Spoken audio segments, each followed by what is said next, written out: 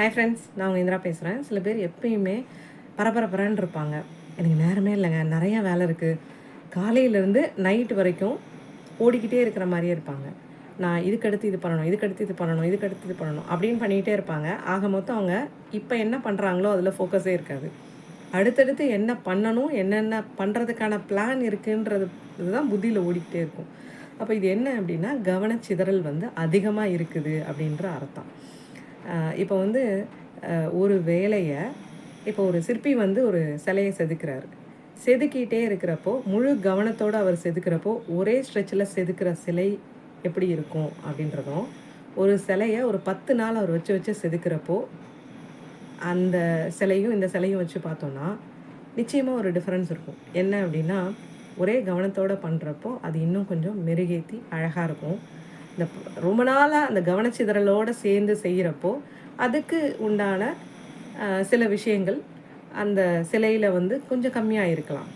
Okay, இதே மாதிரி தான் நம்ம பண்ணுற ஒரு வேலையையும் நம்மளோட கவனச்சிதறல்கள் நம்மளோட வேலையோட ரிசல்ட்டை பாதிக்கும் அப்படின்றது தான் இங்கே சொல்ல வந்த விஷயம். ஸோ நம்ம ஃபுல் ஃபோக்கஸோட, கவனத்தோட, முழு முயற்சியோட, புத்திசாலித்தனத்தோடு நம்ம பண்ணுற வேலைகள் கொஞ்சமாகவே இருந்தாலும் அதோட ரிசல்ட் ரொம்ப அதிகமாக இருக்கும். ஹார்ட் ஒர்க்கை விட ஸ்மார்ட் ஒர்க் ரொம்பவே அதிக நல்ல ரிசல்ட்டை தரும் அப்படின்றது தான். இதே மாதிரி குழந்தைங்க படிக்கிறப்பையும் 2 மணி நேரம் உட்காந்து படித்தாலும் அதை முழு கவனத்தோட ஃபுல் இன்ட்ரெஸ்ட்டாக அதை படித்தாங்க அப்படின்னா நல்ல மார்க் வாங்க முடியும் 10 மணி நேரம் உட்காந்து படிக்கிற குழந்தைங்களை விட. ஏன்னா அந்த குழந்தைங்களுக்கு ஐயோ அம்மா அப்பா சொல்லிட்டாங்களே அப்படின்ற ஃபோர்ஸ்னால் படிப்பாங்க. கவனம் இருக்காது, இன்ட்ரெஸ்ட் இருக்காது. இன்ட்ரெஸ்ட்டோடு படிக்கிறாங்க அப்படின்னா அவங்க படிக்கிற எல்லா படிப்பும் அவங்க மனசில் தங்கும். அண்ட் மனசில் தங்குறப்போ எக்ஸாமில் போய் எழுதுறதுக்கு அவங்களுக்கு ஒன்றும் அது பெரிய விஷயமாகவே இருக்காது.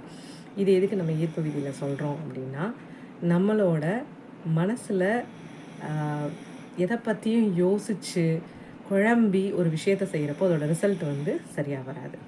இந்த மொமெண்ட்டில் நான் இந்த வேலையை பண்ணுறேன்றப்போ ஃபுல் ஃபோக்கஸ்டாக ஃபுல் இன்ட்ரெஸ்ட்டோடு நான் பண்ணுறப்போ சீக்கிரம் நான் பண்ணி முடிக்கலாம்.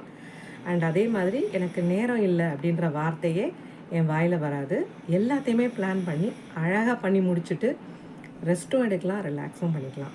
ட்ரை பண்ணி பார்த்துட்டு உங்களோட கமெண்ட்ஸை இங்கே பதிவு பண்ணுங்கள். ஈர்ப்பு விதிக்கு நேரத்தை சரி விதத்தில் மேனேஜ் பண்ணணும் அப்படின்றது ஒரு பேசிக்கான விஷயம். தேங்க்யூ.